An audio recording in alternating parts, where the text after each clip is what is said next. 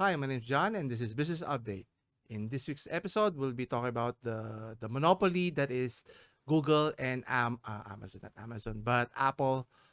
Here, wherein the government is now stating that they are considered dangerous or harmful for the masses or for the consumer in terms of its exorbitant charging of their fees. Obviously, controlling the market or being the dominant force in its corresponding market is dangerous. Obviously, for consumers, there's no one to protect but the government, whose main task is to protect the interests of each citizens here. Obviously, for the company, it's their sole right to charge whatever they want for people, or in this case consumers who wants to use their services. But if they want to charge an exorbitant amount of fee, there's a high expectation of what they are offering in terms of like what Apple has been, be a big proponent of, stating that they're protecting the information, the data that every individual that has.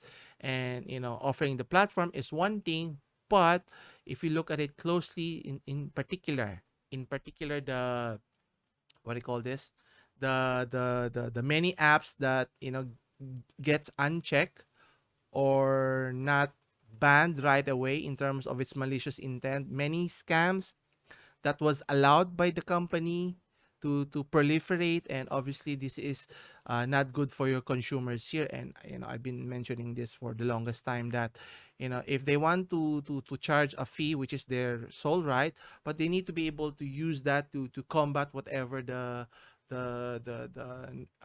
nefarious individuals or groups that are trying to take advantage of the system, so that you could boast that your platform is, it's an ideal platform for developers to create apps that could be monetized, that benefits the consumer, that benefits the developers, and obviously benefits the platform, which is Apple, as well as Google here. And until that time happens, actually you can lump in Amazon as well, because they're one of the biggest e-commerce platform in the world, and yet they can't even protect the many users or even compete with the other resellers in their own platform, which is, obviously the White House is stating that that it's harmful to, in a bid to cut its App Store fees. But I think it goes beyond the App Store. But in terms of the root cause of the problem, as mentioned, of the many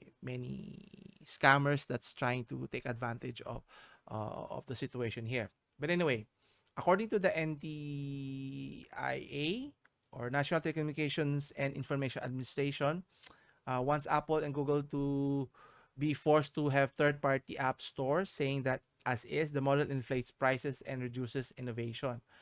Again, it's up to the government to force such companies, whether it's Facebook, Google, or in this case Apple as well. If it's an unfair competition wherein they dictate whatever they want, obviously, if you become too complacent, like what's happening with Facebook, innovation is stifled. And if there's competition, like what's happening with ChatGPT with OpenAI, it keeps other companies, like in the case of Microsoft or even Google, on their toes to continue providing better quality products or service in this case.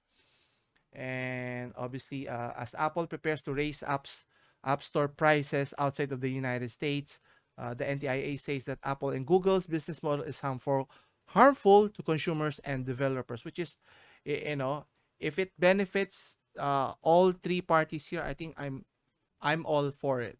But the question here is Apple or Google, and in this case, even Amazon, doing their part to protect the interests of their key customer, which I think should be a no-brainer concept, because if your customers are not happy, it would reflect poorly on your business model. Or is it just because, regardless of what positive or negative feedback that the customer is, they're still making a ton of money? That's why they're ignoring their customers, their partners, and obviously they're neglecting the safety and safeguarding their customers, in this case their own platform here.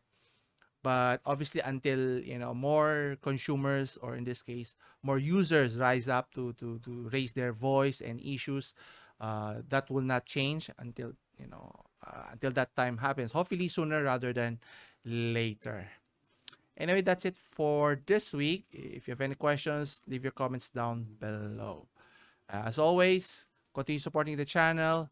We're now targeting trying to get to 4,000 subs here. Anyway, if you enjoyed watching these types of content, don't forget to hit the like and subscribe button. As always, for more business topics, for business update, stay here at Business Focus. As always, I'll see you in the next one. Take care.